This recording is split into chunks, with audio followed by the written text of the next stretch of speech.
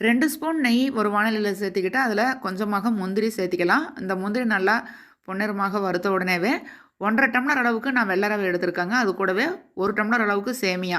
இது 2மே அப்படியே வந்து இந்த நெய்யில வந்து வறுத்துக்கலாம். அடுப்பு சிம்ல வச்சுட்டு கருகாம இந்த சேமியாவும், வெள்ள ரவையும் வறுத்துக்கலாம். நீங்க வந்து சேமியா தனியா வறுப்பீங்க அப்படின்னா, அப்படியும் கூட நீங்க வறுத்து எடுத்துக்கலாம். இப்ப இந்த 2மே வறுத்து ஒரு பிளேட்டுக்கு மாத்திக்கலாம். இப்ப வந்து நம்ம வாணலியில கொஞ்சமாக எண்ணெய் ஊத்திட்டு கடுகு, உளுத்தம் பருப்பு, கடலைப்பருப்பு அதெல்லாம் வந்து தாளிச்சுக்கலாம். இப்போ வந்து பொடியாக கட் பண்ண பீன்ஸு, பொடியாக கட் பண்ண கேரட்டு, இஞ்சி, பச்சை மிளகா, பெரிய வெங்காயம் இது எல்லாமே சேர்த்து இப்போ வந்து இதில நம்ம சேர்த்து வணக்கிக்கலாம். கூடவே கருவேப்பிலைகள் கொஞ்சம் போட்டுக்கலாம்.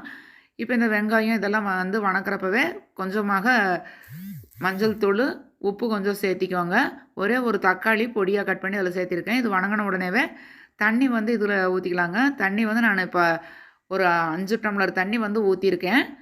1 1/2 டம்ளர் வெள்ள ரவை, 1 டம்ளர் சேமியா 2க்கும் சேர்த்து 5 டம்ளர் தண்ணி ஊற்றிருக்கேன். இந்த தண்ணி வந்து கொதிச்ச உடனேவே நம்ம ஏற்கனவே வறுத்து வச்சுருக்கக்கூடிய அந்த வெள்ள ரவை சேமியா இருக்குது இல்லைங்களா, அதை வந்து இதில் கொஞ்சமாக கொட்டி அப்படியே வந்து கிளறிக்கலாம். இப்போ அடுப்பு சிம்மில் வச்சுட்டு இதை வந்து அப்படியே கிளறி விட்டுக்கலாம். இந்த தண்ணிக்கும் சேமியாவுக்கும் கரெக்டாக இருக்கும். நீங்கள் சேமியா தனியாக வறுத்து சேர்த்துறதா இருந்தாலும் சேர்த்திக்கலாம். நான் வந்து ஒட்டா வறுத்துருக்கேன். இது நம்ம வந்து சேமியாவும் வெள்ள ரவையும் இந்த மாதிரி வறுத்துட்டு அதுக்கப்புறமாக இந்த மாதிரி செய்கிறப்ப ரொம்ப டேஸ்ட்டாக இருக்கும். இப்போ சூப்பரான சேமியா ரவா கிச்சடி நம்மளுக்கு ரெடி ஆயிருச்சு.